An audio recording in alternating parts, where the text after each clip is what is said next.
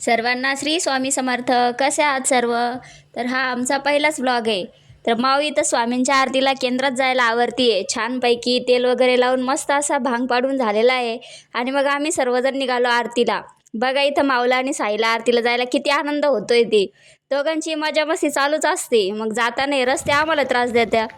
हिच्या तर चपलामध्ये खडे जाऊन बसली होती. मग त्यांना बाजूला करून आम्ही पुन्हा चालायला सुरुवात केली.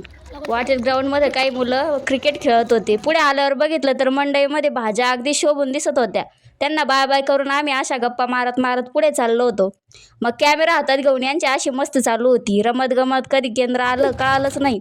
मग काय पटकन चप्पल काढून स्टँडवर ठेवली आणि आम्ही सगळेजण आतमध्ये गेलो. आतमध्ये गेल्यावर सगळ्यात आधी पाय धुवून घेतले. नंतर महादेवांचं छानपैकी दर्शन घेतलं. नंतर नंदी महाराजांच्या पाया पडून पुढे आलो. तोपर्यंत तर आरती पण सुरू झाली होती. मग जाऊन आरतीला थांबलो. गुरुसाक्षात् परब्रह्म तस्मै श्री गुरवे नमः.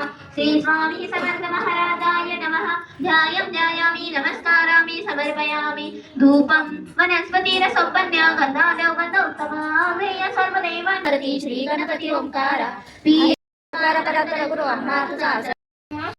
अशा प्रकारे पंचारती मंत्र पुष्पांजली प्रार्थना झाल्यावर तिथं मार्गदर्शन देण्यात आलं. स्वरूपानेच माऊली आहे. फक्त आपल्या बघण्याची नजर पाहिजे. आपले डोळे एवढे तेच पाहिजे की माऊली आपल्याला मार्गाच्या स्वरूपात दिसताय.